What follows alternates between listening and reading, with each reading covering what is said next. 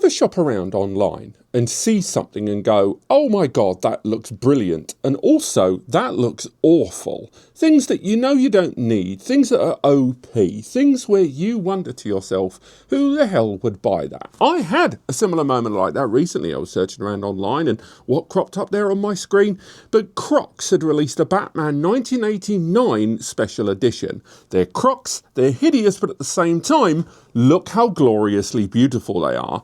That is how I felt when I saw this. This is the Minisforum MS-S1 Max. This is the culmination, arguably, of years of mini workstation releases from this brand. From the MS-S1 and the MS-A1 and A2, small form factor workstations that manage to comprise a huge amount of power into very small enclosures like this that are just a fraction smaller than the one we're going to talk about today. But the MS-S1 Max, otherwise known as the S1 Max for the rest of this video, is a Ryzen AI 395 powered system, that's 16 core 32 thread, that also arrives with Radeon 860S graphics on board. That is a 40 graphical core processor. Alongside that, supporting up to 126 tera operations per second for those that care about AI.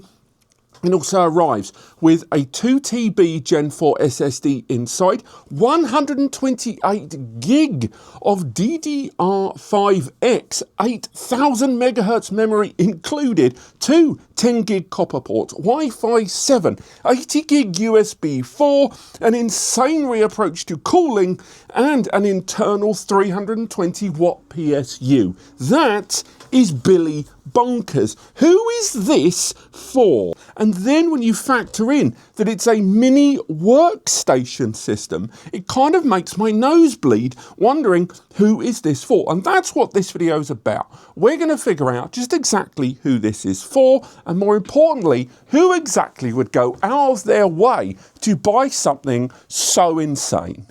But we've got to talk about it. Let's talk about the elephant in the room here. There is, of course, cooling, temperature, and general operations, and we'll cover that in the last third of the video. But the other big point is the price.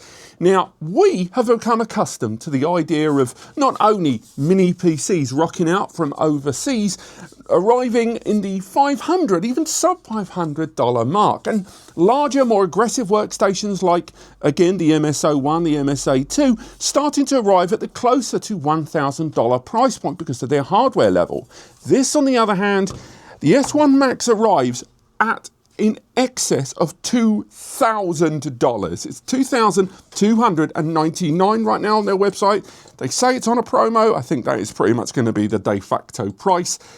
That is high. Now, we have to also acknowledge that we have, as consumers, got very, very used to the goods coming out of China just being a lot cheaper and expecting that price to be lower. But we also have to acknowledge this is not a consumer system. The closest this is to a consumer system is, I've said this before, but I would argue this invalidates previous points. This is a true gaming mini PC. Now, it doesn't have that graphics card, but it has that insane CPU eGPU combo in under the bonnet there, and we'll go through 3D Mark and stuff later on. But that price point, there's no avoiding. That's going to put a lot of users off, particularly those that learned about this over the last few months and when it was over in IFA. Size-wise, there's no avoiding it. It's a bigger boy. With so much being crammed in, I'm kind of glad that they didn't go for the original chassis, because there is just simply no way they could have put that into this and this thing not melt through my table. However, those that think in terms of mini PCs, we're used to thinking about this when this is kind of where we're at right now. If we want sufficient cooling, if we want power delivery to be both good but managed efficiently there. The internal PSU I thought was mainly the reason for that, but it's not. It's the main cooling system internally for that CPU GPU, and that works hard. To put it into a little bit of perspective, this is the MSA2's internal cooling system. On one side, we've got the main cooling system there and the chamber vent for that, feeding it through with copper piping underneath. And on the other side, we have an additional cooling system there for the M.2, NVMe and Wi-Fi. It's kind of a 2-fan system there all the way around. Now we compare that against what we're seeing here. Again, much thicker external casing as well. This system has on the base a fan connected to that internal PSU. That's a 320 watt internal PSU. This directly feeds out onto a standard 3-pin connector there. Very unusual for a mini PC to have that. But the cooling system is massive, taking up the entirety of the base of the system. This cooling system underneath has got a multi-copper pipe threaded system all the way around, feeding into one giant vent there on the base. They knew this would need an absurd amount of cooling for that CPU to really stretch its muscle, whether it is you're going to go for AI processors or more realistically, graphical enabled processors in video editing, or utilizing it, of course, for gaming there. Overall, that fan system is aggressive as all hell. I will say though, I'm not totally in love with the placement of the M.2s. There's 2 M.2 slots here at Gen 4x4 living here at the base, and they are kind of tucked behind all of this. Now, on the one hand, you might argue, oh, that's great. It's going to enjoy all of that ventilation. There is room for heat sinks there. It's a little bit of a tight squeeze, I will say, next to that fan to put a decent sized heatsink on here, and it doesn't arrive with a heatsink, presumably for that reason. But just keep in mind there that the M.2s are in a really inconvenient location, and I'm slightly questioning just how much active airflow they're going to get. Also, it's a very minor gripe, but I do want to touch on it. On the other side, we have a PCIe upgrade slot, a x16 slot there, and it's actually Gen 4x4. It's one of those actual 4x4, but physical x16, which is good. I'd rather have the ability, or at the very least, a x4 slot with a cutout to put a larger card inside. But the marketing materials on their website could stand to be a lot clearer. It's not that they don't mention that it's a Gen 4x4 slot, but x16 PCIe is over a lot of their marketing materials, and I'm not hugely in love with that presentation there, because I think there are going to be users that get tripped up when they're looking at bigger, beefier cards. There's still, 80 gigabit delivery there at 4x4, but still nonetheless, I think they could stand to be a little clearer there. Now, unsurprisingly, with that hardware profile, connectivity is pretty darn good. We have an especially high-profile microphone there with noise cancelling built in. Ultimately, they're suggesting that this won't even need a connected headset mic. I'll believe that when I see it. I wasn't able to test that in the review, unfortunately. Alongside that on the front, we've got 2 USB 4 ports here on the front at 40 gigabits each. But on the rear, we have got 2 more, and these are USB 4 V2. Those are 80 gigabit USB 4 connections there. Now, I'm going to say right now, I have nothing in this studio, in this office, wherever you want to call it, that is USB 4 V2. I was unable to do any real hardware testing on that. I was able to put USB drives in, and boom, I got the performance I would have liked to see from a USB drive. I've got plenty of those USB 4 drives, but still nonetheless, that feels like incredible future-proofing for a profile, a connection hardware profile that is not that common right now. So how much people are going to use those, I have to wait and see. It's good that they're there, certainly, and particularly if we start seeing adapters that can take advantage of that, that would be great. But still, nonetheless, I think there is limited value in that for some users. But where there isn't limited value is 2 copper 10Gs. Now, as I profile it sideways, which you can do, by the way, because it has feet both on the side and the bottom, those 10 gig ports, I know not everyone is in love with copper. I get it, distance-wise, integrating with larger offsite systems makes a lot of sense, and particularly because this device is being marketed on their website to be used in a dual configuration, and also alongside it being rack mountable. I get it, but at the same time, for me, copper always is the more convenient and also the easier upgrade path. It's not for everyone, and I know there are users that quite like the fact that the A2 and the 01 both arrive with standard SFP 10G but still, I like the fact that this is copper.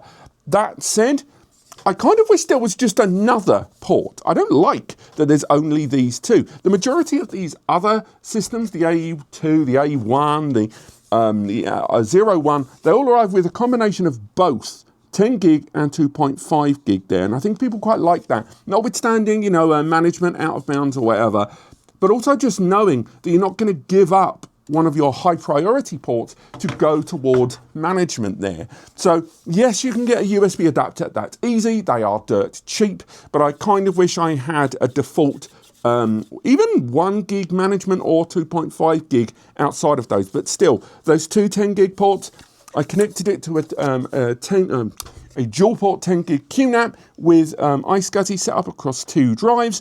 Again, I got full saturation across both of them using Crystal Disk. Absolutely fine. I didn't expect it to be anything else. And also, when I went into the management of the networks there in Windows 11, there is a Windows 11 license included with it, by the way, on that 2 TB SSD. Whether you're going to use that is up to you. And on there, not only was I able to see the specific driver there, as you can see on screen, of that 10 gig, but also the fact that it's got that Wi-Fi 7, and I got it straight away out the gate with a unified Wi-Fi 7 hotspot at 2.8 gigabits per second there. So with almost no mucking around, I was able to get this getting closer to 25 gig, perhaps if I was using MLO, or if I was based in the US, where of course there are more channels that people can take advantage of using the 6 gigahertz band. That ultimately adds up to this system, thanks to MLO and thanks to that Wi-Fi 7 in conjunction with the 10 gig, meaning this is externally, in terms of bandwidth, an absolute powerhouse in terms of connectivity. I just wish I had a low profile network slot to play with, and I know some of you are going to say just use that Wi-Fi, and you're right, but I also know a lot of system admins that wouldn't trust Wi-Fi for an out-of-bounds management port. But still, connectivity, mwah. But realistically, a lot of you have come to this video because you want to see what this thing is sodding well capable of. And I'll say right now, it's going to be borderline impossible for me to cover every user case scenario in my testing. I've done about a week of different kinds of tests on this, using a lot of benchmarking tools around other projects. Also, shout out to GLI.net and their KVM. I've been utilizing this the whole time. It's allowed me to remotely set up. They're not sponsoring this video. They don't even know this is going to be featured. But throughout the course of the testing, you may see a board around the edge of the testing. That's because I was using this device to KVM in, and it allowed me to remote test this a lot of the time outside. I'll put a link to it in the description. Again, that's why you're going to see that border. But let's crack on and talk about everything I saw while digging into this. So first up, let's talk about the BIOS. The BIOS there, it's one of the Minisforum's own one, based there on the front, the slightly shiny version. It had all of the options that I'd would have liked to have seen in this. They're all pretty much there. The configuration, call me a die-hard classicist, but I like the old blue and white, old CFAX days of BIOS. But still, nonetheless, the configuration options are there. A lot of the fan controllers there, the power control. And because this system actually has a kind of 4-tier cooling system in place, I'm pleased to see that a lot of that fan control and fan monitoring is there, and you can individually control pretty much from the ground up, although I wouldn't go too deep because I think realistically you were going to start hitting walls early doors there, mucking around with something like this in terms of cooling and ventilation. Indeed, later on we'll talk a little bit about that.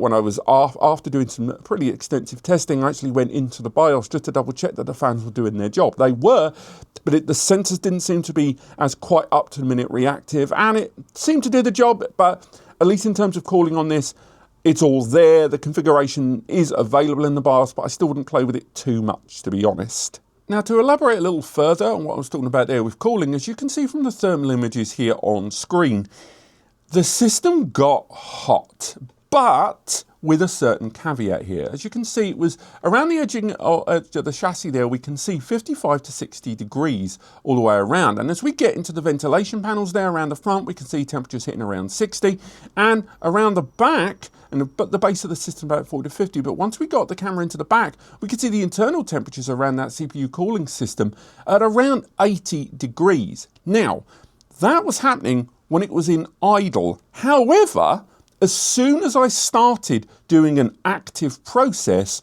the temperature dropped really fast. Now, to put that into perspective, we saw cooling around the edge of the system around 31 to 34 degrees. And once I got the camera again right into the guts of the system, we only saw the temperature going to around the 40 or 50 mark there at the very highest internally there.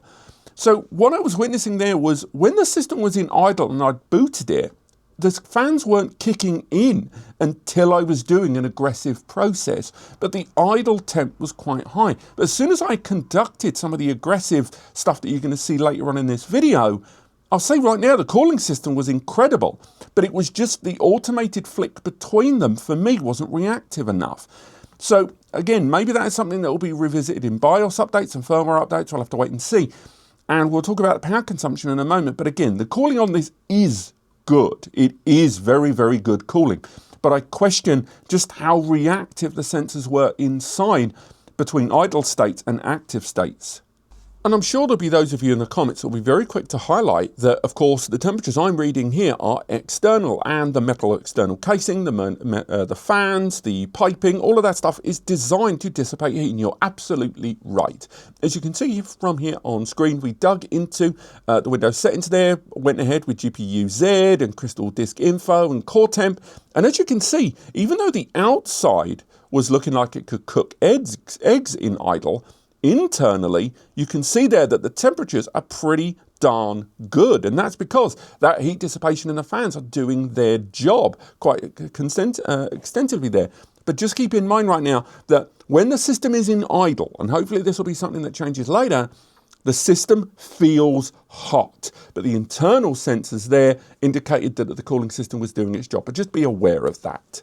Now, noise levels on the system were actually not too bad when it was idle. Now, I know there are 4 active settings there, but it's a Windows environment, the level of control, you'd have to go into command line. So again, I don't want to give too much credence between flicking between them. So all I went for was a simple idle versus high. What you're seeing first is the noise level when it was idle, and that was around 39 to 41. There's the odd peak there because you can see there's a window and a bus goes by outside.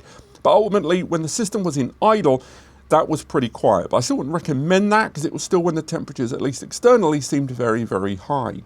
However, when I was running 3DMark to do a deep CPU GPU test, the fans, that was when, as mentioned, they cracked onto high, and they ramped up from around 48 that they were running provisionally all the way up to 51 to 53 dBA. Again, they've got a lot of cooling here, we've got a lot of jet engine type fans, and that vent chamber out, that vapor chamber out the back.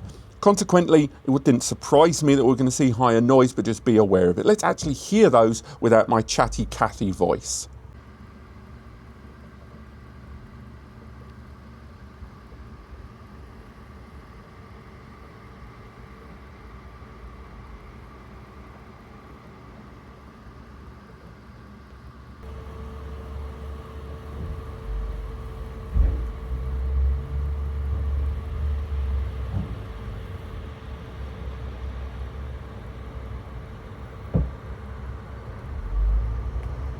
Now, power consumption in idle really blew me away. Think about everything you've seen thus far, a system that's gunning with Ferrari-like internal mechanics there.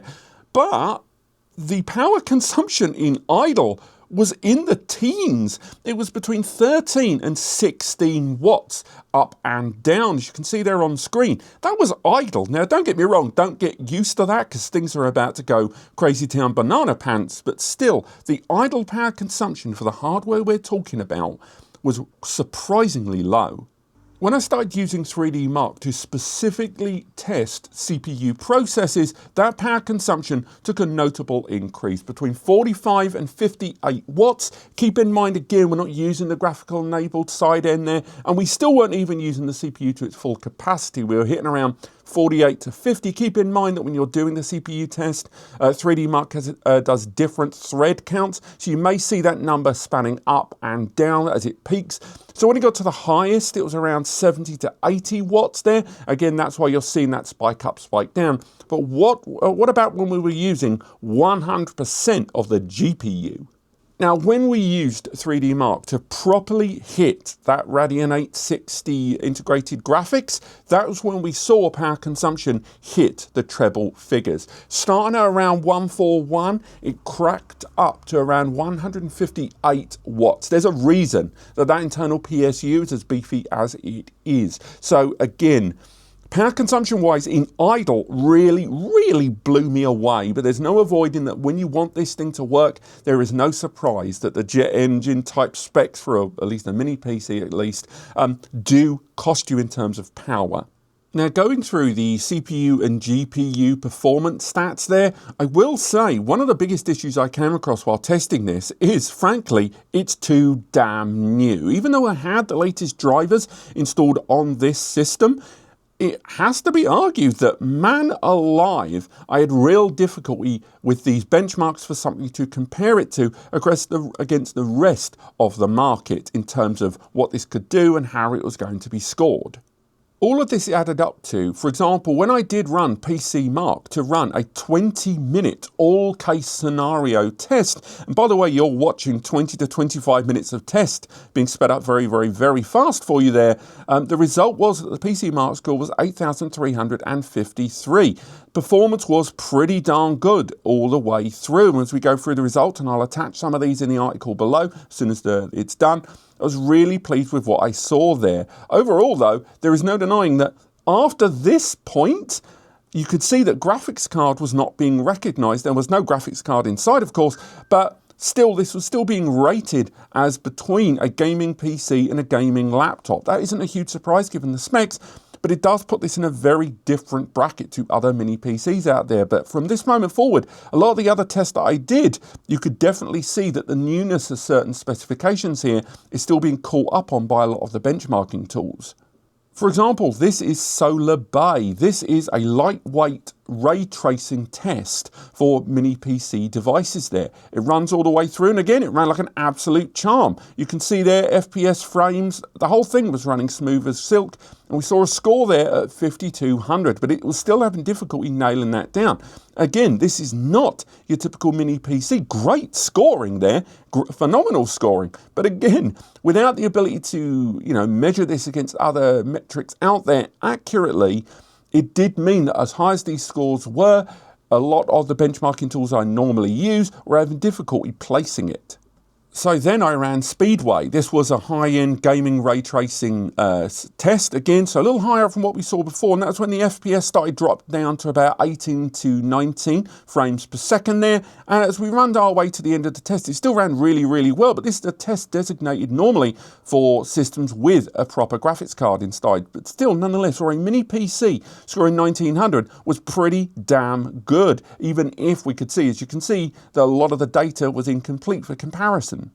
And when we ran Still Nomad Lite, so again, this is another traditional graphics measurement here, so no ray tracing or anything like that, designed for more lightweight systems. So this was, I would argue, if you were going to play AAA titles in the mid-range, that was absolutely off the chain. You can see there the frames per second comfortably sitting between 80 to 100 frames per second at certain points.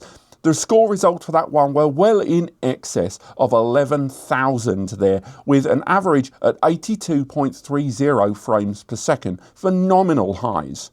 And finally, we tested Night Raid. So this is for PCs with integrated graphics. So this is kind of exactly the test this system needs. It's an extensive multi-part test all the way through, and frankly, it was beefy as all hell.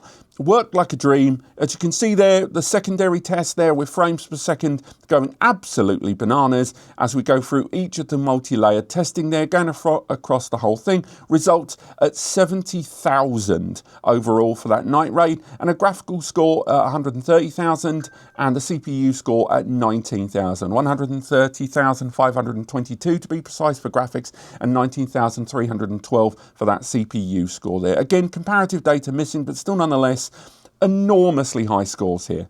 Now, I know there's going to be some of you that are annoyed that I didn't run AI testing on this. Now, the reason for that is that, let's face it, AI is a very divisive topic when it comes to a lot of computers like this. No one's going to buy this for like Plex or something like that. But I think the majority of users that are looking at this as a compact gaming rig, as a video editing rig, or as a powerhouse workstation to run 10 gig testing, which, by the way, spoiler alert, that's what I'm going to be using it for. There's a lot more users like that. But If there's enough demand to see a lot more AI testing on this, running Geekbench and stuff like that, to run a lot more of the AI process to get a metric like we did with the very specifically titled Minisforum S1 AI Pro, that system which was specifically designed for AI processes, we did a lot more of that. If you want to see that, let me know and we'll do more testing on AI stuff on this. But that would have added further days to the production and ultimately would have made this video take longer. And we got to stay sustainable. But if you want that, let me know in the comments. Ultimately, we as consumers have got way too used to mini PCs being damned affordable. Minisforum are arguably at the top end when it comes to pricing on a lot of their mini workstation systems, largely because you simply can't buy these systems outside of Minisforum the way these are made. You see replicas rolling out there with plastic chassis, but really this kind of hardcore design doesn't really come out of anyone else. And maybe this is Minisforum, and this isn't me defending them, but maybe trying to understand them, that this next step in their evolution of the workstations there is them spreading their muscles and building into their second or third gen. Now, again, this isn't for everyone. There's going to be those of you that saw the coverage that I did of Minisforum and this product during IFA that at the beginning of this video completely tuned out when you heard that price tag of $2,200. Now, I get it. This is not for the same audience that buy this. But I will say there is an audience for this. There are users that looked at the A2, looked at the 01 and said, that's good, but can it be more? And apparently Minisforum listened. Now, is it perfect? God, no. The cooling on it is phenomenal when it's working, and I hope Minisforum are going to tweak how reactive some of that is, because again, the idle temp there was pretty high when I had it set up before the tests. When the test started and the cooling kicked in, then it was Johnny Go-Go time. It was phenomenal. The power consumption in idle was just shockingly low. And the architecture and design and the work that has gone into this with the same design aesthetic as this, but more so, I really like. And the internal PSU might not be for everyone, but I actually quite like that they managed to get all of that into a single chassis there. I question the merit of USB 4 V2 integration on this, because I don't know how widespread that is right now, but having 4 USB 4 ports shouldn't be sniffed at. And having copper 10GB on this and Wi-Fi 7, I like that, although I wouldn't have minded a little slightly low profile out of bound port there to get in, but again, it's a very small gripe. I appreciate that. And also know there are some of you that would have liked to have seen, or at least the option of, an SFP version. But bottom line, for the hardware, for the design, there's just nothing out there like this. And I think for all of the people that are going to criticize it for the price tag, with or without merit, I would say that right now you can't fault the design there. But what do you think? And if you would like to see a follow-up video on this, again, looking at AI or looking at gaming on it, I generally don't explore gaming here on the channel ever, at least in conjunction with NAS. And don't get me wrong, there's going to be a NAS video on this. But still, nonetheless, let me know what you guys think. There's a link in the description, hopefully, to the written article coming very soon. And, of course, a couple of links where you can get hold of this yourself. Now, again, it really helps the channel if you enjoyed the video, that you use the links in the description below in order to get hold of one of these if you're going to do that, because we get a small commission on Amazon purchases. Again, it's an easy way to support what we do. You can trust that the ads do the job, but realistically they don't. Speak to any YouTube channel. But this has been the MS Max. And frankly, the S1 Max here is really something else. And good or bad, that can only be good for the mini PC industry, as they're going to compete with this. But again, I really want to know what you guys think of this one. Thank you so much for watching, and I'll see you next time.